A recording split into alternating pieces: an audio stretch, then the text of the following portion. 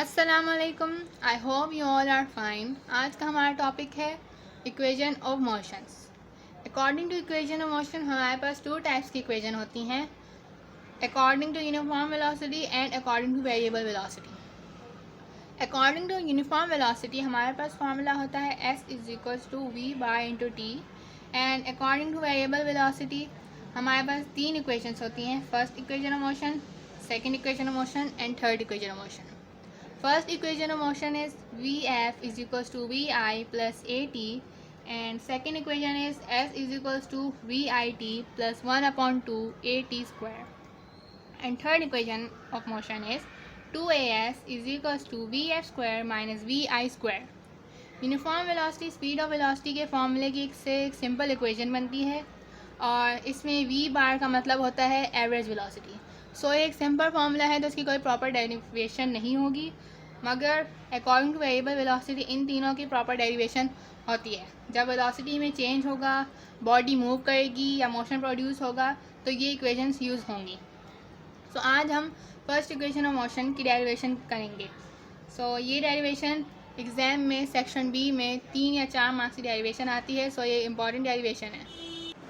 आज हम first equation of motion की डेरिवेशन करेंगे जो है Vf is equals to Vi plus At।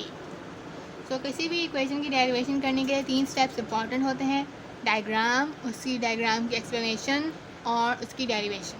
ये 3 स्टेप्स इंपॉर्टेंट होते हैं, अगर ये हम 3 स्टेप्स नहीं करेंगे तो हमारे एग्जाम्स में मार्क्स डिडक्ट हो सकते हैं। सो चलते हैं डायग्राम समझते हैं कि एक बॉडी मूव करते हुए एक पॉइंट से लेके दूसरे पॉइंट तक जा रही है, यानी ये इसका स्टार्टिंग पॉइंट है और ये इसका एंडिंग पॉइंट है। स्टार्टिंग पॉइंट कहलाएगा इनिशियल वेलोसिटी यानी Vi और एंडिंग पॉइंट कहलाएगा फाइनल वेलोसिटी यानी Vf। और जो बॉडी डिस्टेंस कवर करेगी Vi से लेके Vf तक, जो उसमें जो टाइम लगेगा उसे हम कहेंगे t। और Vi से लेके Vf तक जो डिस्टेंस कवर होगा और वेलोसिटी में चेंज आएगा, यानी इनिशियल वेलोसिटी फाइनल वेलोसिटी में चेंज हो जाएगी, तो उससे जो एक्सेलरेशन प्रोड्यूस्ड होगी हम उसे कहेंगे a। सो ये डायग्राम है। अब हम इसकी एक्सप्लेनेशन करेंगे तो आपको और अच्छे से समझ आ जाएगा। इसकी एक्सप्लेनेशन लिखते हैं कि when a body starts from N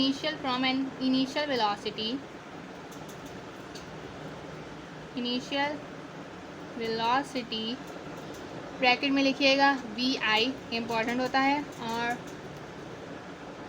in this case acceleration A is produced and time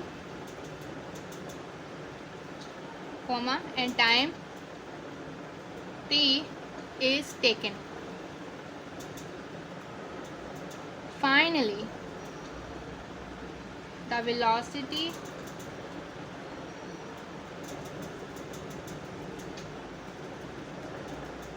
of a body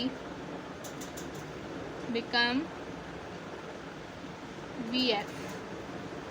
सो ये हमने अपने वर्डिंग में एक्सप्लेनेशन कर रहे हैं, आप लोग अपनी वर्डिंग में भी कर सकते हैं। ये मैंने लिख दी है, ज़रूरी नहीं है कि आप यही लिखें, अपनी वर्डिंग में भी कर सकते हैं। ये बहुत इजी वर्डिंग में थी तो मैंने लिख दी। अब हम इसकी डेरिवेशन की तरफ चलते हैं। हम इसकी डेरिवेशन करने जा रहे हैं तो हम फार्मूला यूज़ करेंगे एक्सेलरेशन का, और एक्सेलरेशन का फार्मूला होता है हमारे पास a is equals to Vf minus Vi upon t। So ये हमारे पास एक्सेलरेशन का फार्मूला है। तो हम इधर अब हम क्या करेंगे, t यहाँ पे डिवाइड हो रहा है तो हम इसको यहाँ ले जाएंगे तो ये मल्टीप्लाई हो जाएगा, यानी साइन चेंज हो जाते हैं। अगर यहाँ डिवाइड हो रहा है, आपको पता है डिवाइड हो रहा है, तो दूसरी साइड भी जाके मल्टीप्लाई हो जाता है। तो हम लिख देंगे At is equals to Vf minus Vi। अब हमें ये वाला इक्वेशन चाहिए तो हम देखेंगे कि कैसे आए। तो अगर हम Vi को यहाँ पे माइनस हो रहा है तो इस साइड पे ले जाएं तो ये प्लस हो जाएगा, तो हम इस साइड पे ले जाएं तो प्लस हो जाएगा, तो हम इसको इस साइड पे ले आएंगे ताकि हमारे पास ये फॉर्मूला आ जाए। तो हम लिख देंगे At, यहाँ पे माइनस हो रहा है, यहाँ पे आगे प्लस हो जाएगा, साइन चेंज होते हैं। अगर हम इसे एक साइड से दूसरी साइड ले जाएँ तो यहाँ पे माइनस हो रहा है, यहाँ पे प्लस हो जाएगा, plus V I is equals to V F. So A T plus V I is equals to V F है, तो V F is equals to A T plus V I भी हो सकता है। सो हम लिख देंगे, दोनों इक्वेशन बराबर हैं, इनके बीच में इक्वल का साइन आ रहा है तो दोनों बराबर हैं, तो हम लिख सकते हैं और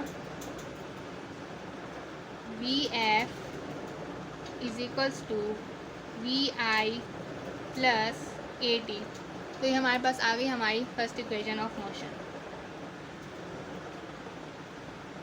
आई होप आप लोगों को समझ आ गई होगी। हम इसके नीचे आप छोटी सी लाइन लग सकते हैं कि the relation of first equation of motion is v F is equals to v i plus a T.